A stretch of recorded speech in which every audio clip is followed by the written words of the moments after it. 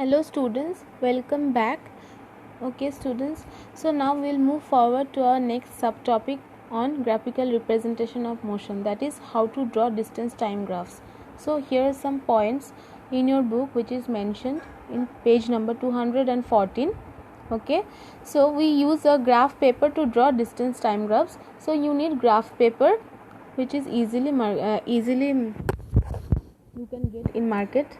Okay, the graph paper has 1 centimeter square marked on it. Okay, each centimeter squares has 100 smaller squares in it. It is obvious that the side of bigger square of the on the graph paper is 1 centimeter and that of the smaller square is 1 millimeter. Okay, see figure 8. Okay, we need to see the figure 8, then you can understand that. So this is what a graph paper looks like.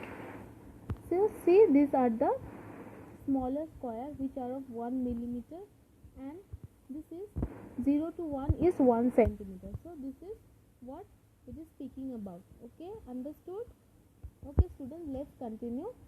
So it is obvious that the side of bigger square of the graph paper is 1 centimeter and that of the smaller square is 1 millimeter, right? In order to draw the distance time graph for a moving object, we need a graph paper, yes, and that the readings of the distance traveled by the object and corresponding time values which has been obtained experimentally. So okay, let's see the points how to draw the graph. We should draw a horizontal line along o-axis on the graph paper. Yes, we have seen that during the graphical representation of uniform and non-uniform motion. We have seen that we draw a line along the o-axis and along the o-axis means what? X-axis. Label the x-axis by writing time. Yes, we have taken time along the x-axis and the unit of time should be written in brackets such as time and in bracket s. S means second. Time in minute or time in hour can also be written. Okay, and narrow or an arrow should be put in front of the labeling of time and its unit like time, minute. Yes, it should be given like that. Okay, see figure 8. See students, in figure 8 they have taken time in bracket minute, that is time is expressed in minute in this case. So and with a arrow time is taken along the x-axis, that is ox. Ox is denoting the time axis and with an arrow it is showing, right? And distance is taken along the y-axis, distance in bracket kilometer, that is the unit of distance. It can be meter also, it can be centimeter also, millimeter also, like this. Okay, with an arrow, simply with an arrow along the y-axis. So like this you have to take. First of all you need to understand this, that you need to take distance along the y-axis and time along the x-axis. With in bracket you need to give the units of distance and time respectively and then arrow, right, which is showing the direction. Okay, now the next point is draw a vertical line OY from point O on the left side of the graph paper to represent y-axis. Label the y-axis writing distance. We have discussed it, right? Then the third point is we should choose suitable scales so as to represent the large values of time and distance conveniently on the small graph paper.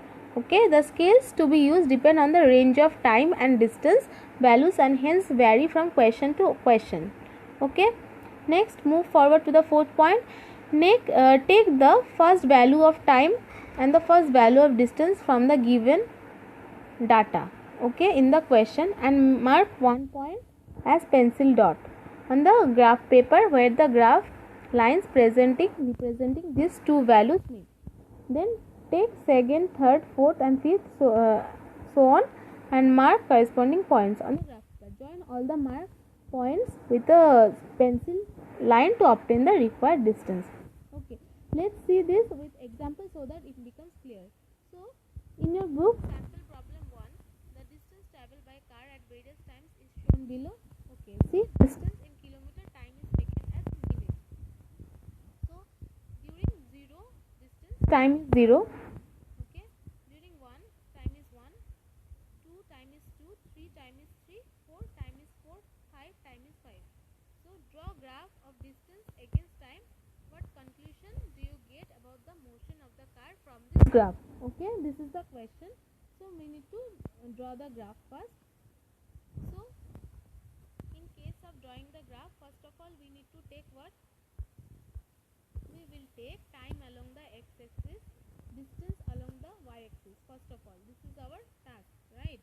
That is, we will draw a line along the x-axis and we will represent it as OX, and y-axis we will represent it as OY, and give distance in kilometer and time in meter with two arrows, right? As we have discussed it. Now see in your book what it has been written.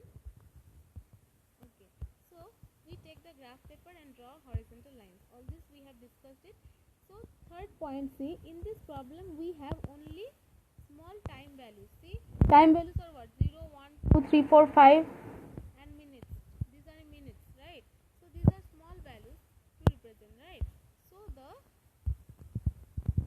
scale to be used for showing time can be 1 minute equals to 1 centimeter.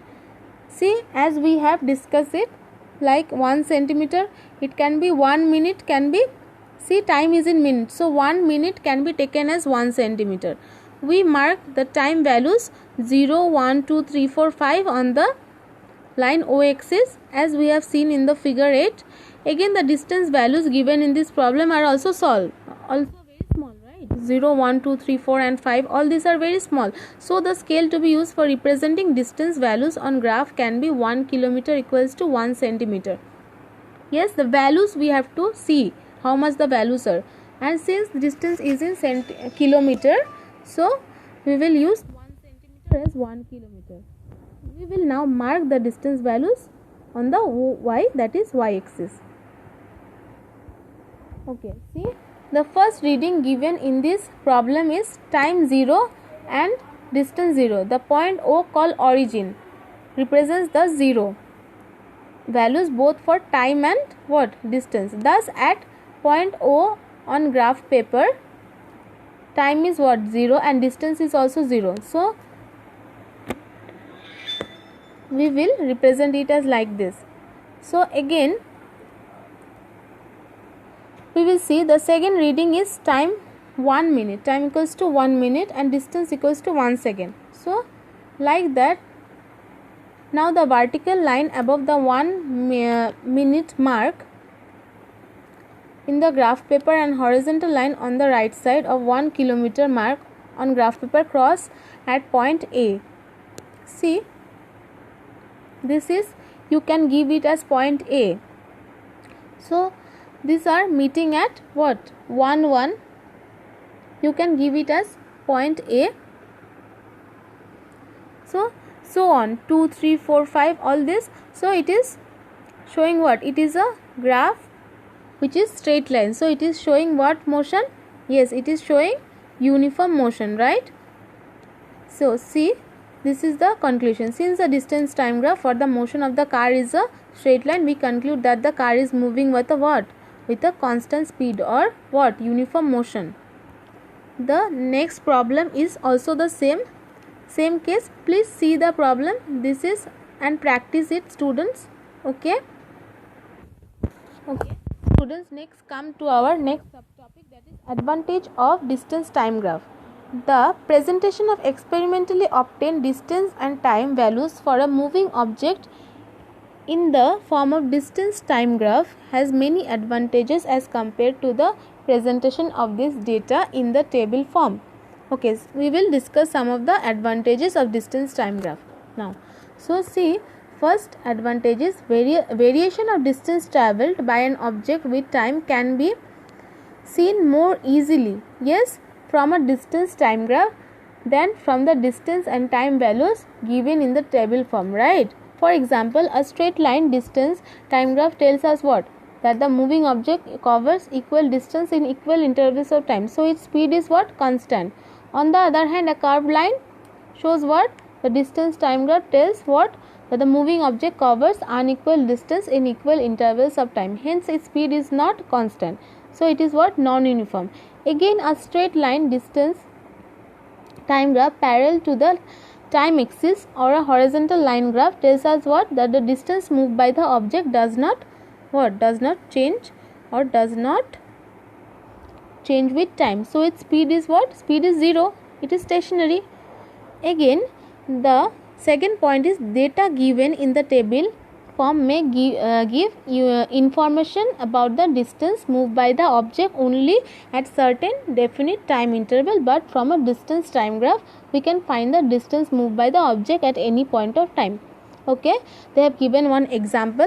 For example, the data given in the table form may tell us the distance moved by an object at say 9:30 am and 10 am, but not at 9:45 am. But from the distance time graph of this object we can easily find the distance moved by the object even at 9:45 am, right? Okay, the speed of an object can be obtained from its distance time graph. Why is it so? This is because by using distance time graph we can find the distance moved by the object between any two time readings, and if we divide this distance by time, yes, given by the differences in the two time readings, we can find, divide this distance by time. We will obtain what? We will obtain the speed. Yes. Okay, next subtopic is other types of graph. The distance time graph which we have studied so far are what? Are called line graphs. Yes, they are called line graphs. Okay, students, these line graphs show the variation of distance traveled by a moving object. Moving object can be car, bus, truck, etc. with time. A line graph can also be shown or drawn to show the variation of any other two related quantities, such as variation of weight of a man with age. In addition to line graph, there are other kinds of graphs. These are what? Bar graphs and pie chart. Okay, these are what? Bar graphs or pie chart. Okay, a bar graph is what? A bar graph is a diagram which shows information as bars. Bars means thin rectangles of different heights. See figure 10, this is a bar graph. Okay, thin rectangles are showing what? See, in a bar graph showing the run scored by a cricket team in 6 overs of a match is showing in figure 10. The bar graph tells us what? Tells us that the first over has given only for 1 run, the second over has yielded 5 runs. See, all these are showing what? These rectangles, thin rectangles are showing overs against what? Runs. Okay, so this is a bar graph showing the runs scored in 6 overs of a cricket match. Next come to what? Pie chart. Okay, this is what is known as pie chart. Okay, we'll see the definition now. Okay, a pie chart is a kind of graph or diagram which shows the percentage composition of something in the form of slices of a circle, the whole circle representing 100%. A pie chart showing the percentage composition of air is given in figure 11. The pie chart shows the composition of air to be nitrogen 78%, oxygen 21% and other gases 1%. Okay, so in air there is 78% of nitrogen, 21% of oxygen and other gases are of 1%. Okay, so this can be represented by a pie chart.